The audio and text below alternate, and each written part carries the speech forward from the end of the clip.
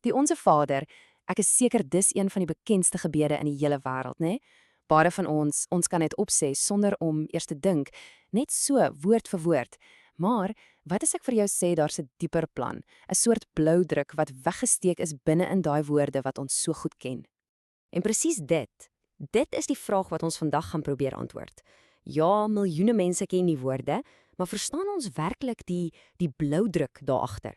Want jy sien, hierdie is soveel meer as net 'n gebed wat jy opsê. Dis eintlik 'n meesterlik ontwerpte gids, een wat die manier hoe ons met God praat heeltemal kan verander. Goed, so hier's ons plan vir vandag. Ons gaan dit in 4 dele opbreek. Eers kyk ons na die fondament, hoe die gebed begin. Dan die eerste helfte wat heeltemal op God fokus. Daarna skuif ons oor na die deel wat vir ons bedoel is. En heel laaste gaan ons sien hoe alles bymekaar kom as 'n ongelooflike gids vir ons lewens. Reg, kom ons duik dadelik in by die heel begin. Daai eerste paar woorde, dis krities. Dis die fondament waarop hierdie hele bloudruk gebou is en dit sê vir ons onmiddellik iets ongelooflik belangrik oor ons verhouding met God. Die gebed skop af met een ongelooflike kragtige woord: Vader. Nou, stop net vir 'n oomblik en dink daaroor. Daardie een woord verander absoluut alles. Skielik is gebed nie meer hierdie formele, afstandelike ritueel nie. Nee, dit word 'n intieme, persoonlike gesprek. Dis nie meer soos 'n onderdaan met 'n koning van ver af probeer aanspreek nie. Dis 'n kind wat met 'n liefdevolle en toeganklike pa praat. OK, so met daai verhouding as ons beginpunt, kom ons kyk nou na die eerste helfte van die bloudruk. En dis hier waar die ontwerp regtig slim raak.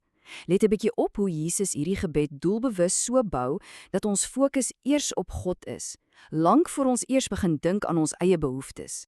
Hierdie fokus op God, wel, dit ontvou in 3 baie duidelike stappe. Eers eer sy naam, dan nooi sy koninkryk en laastens onderwerp jouself aan sy wil. Sien jy die logiese vloei? Dis 'n perfekte manier om ons harte en ons gedagtes reg te kry voor ons met enige iets anders begin. So, kom ons breek daai eerste stap 'n bietjie oop. Wat beteken dit nou eintlik as ons bid dat God se naam geheilig moet word? Wel, op die ou end is dit 'n versoek, dis 'n gebed dat ons lewens, ons dade, 'n lewende getuienis sal wees van sy eer. Dat alles wat ons doen, sy naam groot maak en nie afbreek. Dan kom ons by die tweede versoek: laat u koninkryk kom.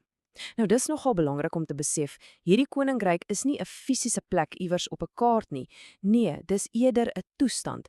Dis die realiteit waar God se heerskappy en sy gesag aktief is en aanvaar word. So wanneer ons dit bid, wat vra ons eintlik? Ons vra Here, laat u heerskappy, u manier van doen nou dadelik sigbaar word in my lewe en in die wêreld om my. En dit lei ons na die derde deel. En miskien die moeilikste deel van hierdie eerste helfte. Laat u wil geskied. Sjoe, dis 'n radikale stap van oorgawe, van pure vertroue. Dis die oomblik waar ons sê my planne, my begeertes, ek sit dit eenkant vir u perfekte plan. Ons bid eintlik dat sy wil ons realiteit sal word, hier op aarde, presies soos dit alreeds in die hemel is. En hier kan jy die hele argitektuur van die gebed in een oogopslag sien. Dis 'n briljante, amper simmetriese bloudruk. Kyk mooi.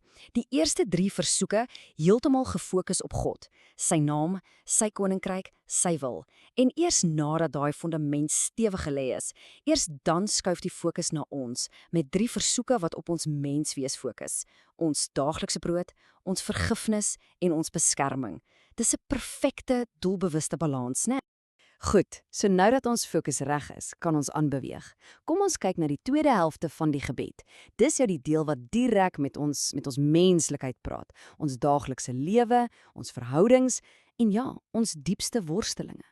En nes in die eerste helfte sien ons weer daai selfde perfekte 3-ledige patroon. Hier is die stappe. Eers, vra vir jou daaglikse brood. Tweedens, soek en bied vergifnis aan. En derdens, vra vir beskerming. Die heel eerste versoek vir onsself: gee ons vandag ons daaglikse brood. Weet jy, hierdie is soveel meer as net 'n inkopieslys vir God. Dis 'n daaglikse oefening in nederigheid. Dit leer ons om op Hom te vertrou vir net wat ons vandag nodig het en om daai angs oor môre bietjie te los. Dis 'n erkenning dat Hy die bron van alles is en dis 'n kragtige teenmiddel vir daai hebsug wat so maklik in ons harte kan neskop. Volgende op die lys, vergifnis. Die gebed praat van sonde as 'n skuld, 'n goeie beeld want dis presies wat dit doen, hè? Dit breek verhoudings met God en met mekaar. En dan kom daar 'n voorwaarde wat jy nie kan omseil nie. Ons ontvang vergifnis in presies dieselfde mate as wat ons dit vir ander gee. Dis amper soos 'n spieël. Ons vermoë om God se genade te aanvaar hang direk af van ons gewilligheid om daai selfde genade aan ander te wys. Dis die enigste manier om daardie gebroke verhoudings weer heel te maak. En dan die laaste versoek vir onsself. Dis 'n pleidooi vir beskerming. Lei ons nie in versoeking nie, maar verlos ons van die bose. Hierdie is 'n baie nugtere en eerlike erkenning. Dis asof ons sê, ons weet ons is in 'n geestelike stryd. Ons weet ons is kwesbaar. Ons het God se bonatuurlike hulp eenvoudig nodig om versoeking te kan weerstaan en om vry te bly van die bose se greep. Reg, so ons het nou die hele bloudruk uitmekaar gehaal en elke stukkie bekyk. Maar wat is die nut van 'n bloudruk as jy nooit iets daarmee wil bou nie? Reg? En dit bring ons by ons laaste en ek dink die belangrikste deel. Hoe die Onse Vader 'n gids vir ons hele lewe word, nie net vir 'n paar minute wat ons bid nie. Jesus was eintlik baie duidelik hieroor. Hy het sy volgelinge gewaarsku teen gebede wat net wel leefwoorde is, net klank sonder inhoud. In Matteus 6:7 sê hy dit so reguit. En as julle bid, moet julle nie 'n stortvloed van woorde gebruik soos die heidene nie. Die boodskap kan nie duideliker wees nie of hoe. Die opregtheid van jou hart is soveel belangriker as hoe perfek jou woorde klink. En dit is die absolute kern van die saak. Die Onse Vader is nie 'n soort towerformule wat jy opdree nie, of 'n skrif wat jy gedagteloos aframmel nie. Nee, dis 'n model. Dis 'n voorbeeld, 'n raamwerk wat vir ons presies wys wat die houding en die belangrike elemente van 'n opregte gesprek met God is. So, as ons alles nou bymekaar trek, wat leer hierdie bloudruk ons oor ware gebed? Eintlik 3 hoofpunte. Eerstens, onthou en erken altyd jou intieme verhouding met God as jou Vader. Tweedens, maak seker sy eer en sy wil is in die absolute middelpunt van jou lewe.